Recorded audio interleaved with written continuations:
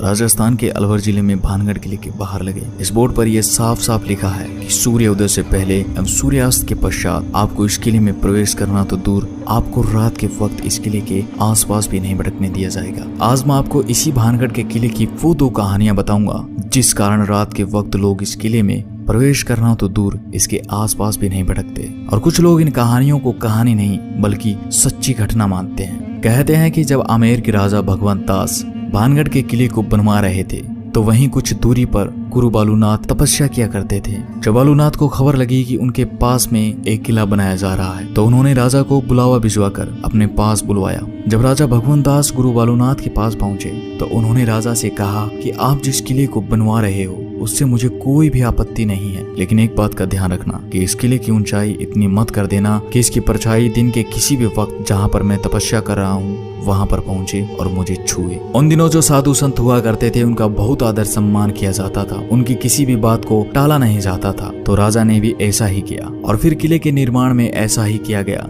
किले के किसी भी भाग की ऊंचाई इतनी नहीं रखी गई जिससे कि किले की परछाई गुरु तक पहुंच सके। इस बात का ख्याल अगली 2 पीढ़ियों तक तो रखा गया, लेकिन उसके बाद जब तीसरी पीढ़ी ने भानगढ़ की गद्दी संभाली तो उन्होंने इस बात को गंभीर न लेते हुए गुरु बालूनाथ की चेतावनी को अनसुना कर दिया और उन्होंने कुछ स्थानों का पुनः निर्माण करवा के किले को और ऊंचा करवा दिया।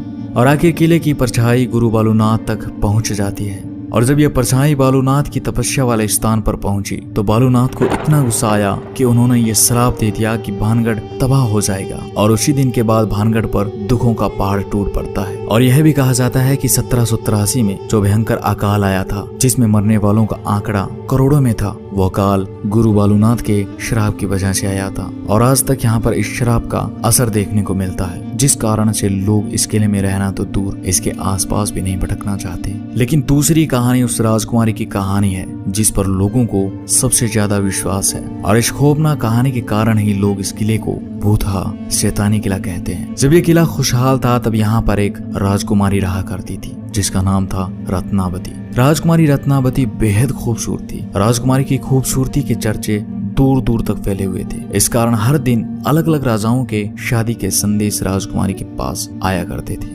लेकिन इन राजाओं के अलावा एक और शख्स था जिसकी नजर थी राजकुमारी रत्नावती पर। उसका नाम था सिंधिया, जो एक तांत्रिक था। एक दिन जब सिंधिया तांत्रिक ने राजकुमारी को देखा तब से सिंधिया तांत्रिक राजकुमारी के लिए पागल सा हो जाता है। सिंधिया तांत्रिक राजकुमारी को पाना चाहता था, लेकिन सिंधिया तांत्रिक जानता था कि वो सीधे तरीके से राजकुमारी को नहीं पा सकता था, क्योंकि कहाँ शमशान में रहने वाला सिंधिया और कहाँ महलों में रहने वाली राजकुमारी रत्नावती।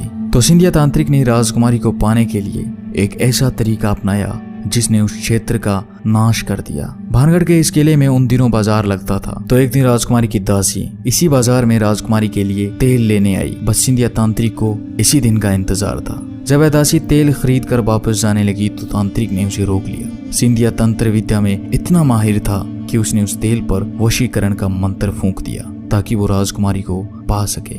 दासी तेल लेकर राजकुमारी के पास पहुंच जाती है, लेकिन राजकुमारी भी इस विद्या का ज्ञान रखती थी। उसने जैसे ही तेल को देखा वैसे ही उसे शक हो गया कि इस पर किसी ने तंत्र मंत्र किया है। फिर राजकुमारी ने अपनी दासी से पूछा कि तुम्हें बाजार में कौन मिला था।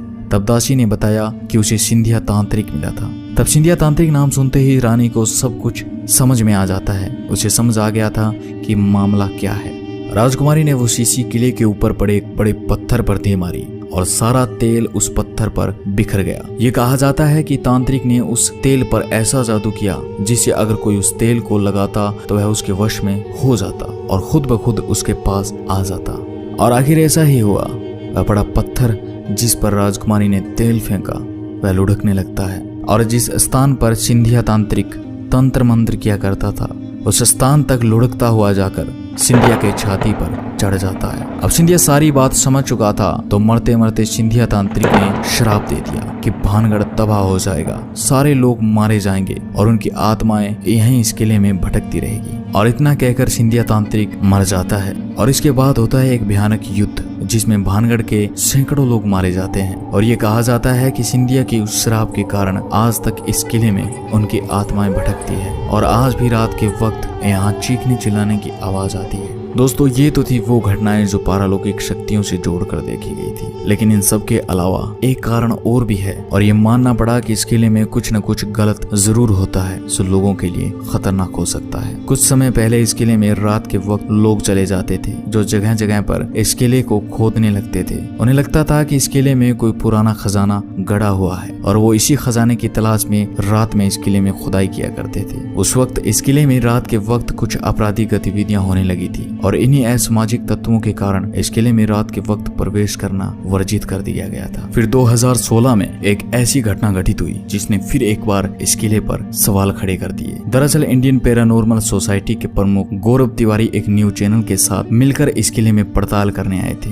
गौरव तिवारी ने ऐसी पारलौकिक शक्तियों पर पूरी रिसर्च कर रखी थी। वो भी जानना चाहते थे कि क्या वाकई में इस जगह पर कोई पैरानॉर्मल एक्टिविटी होती है, क्या इस जगह पर कोई भूत प्रेत है या ये लोगों का वहम है। लेकिन इस किले में पड़ताल करने के बाद कुछ समय के बाद 7 जुलाई 2016 को उनके अपने घर में बड़े ही रहस्यमय तरीके से मौत हो जाती है और इस मौत का कारण कई न्यूज चैनल्स ने इन्हीं शैतानी ताकतों को माना। तो दोस्तों ये थी इस भूतहा किले की कहानियां। मैं इस वीडियो में बताई गई कहानियों की सत्यता का प्रमाण तो नहीं देता, लेकिन कुछ न कुछ तो रहस्य जरूर है जिस कारण भारत सरकार को भी इस किले के बाहर ये बोर्ड लगाना पड़ा। वीडियो को लाइक और चैनल को सब्सक्राइब करने के साथ कमेंट बॉक्स में जरूर बताइए आपको ये वीडियो कैसा लगा। मिलता हूँ अगली एक नई वीडियो के साथ, तब तक के लिए अपना ख्याल रखिएगा। धन्यवाद।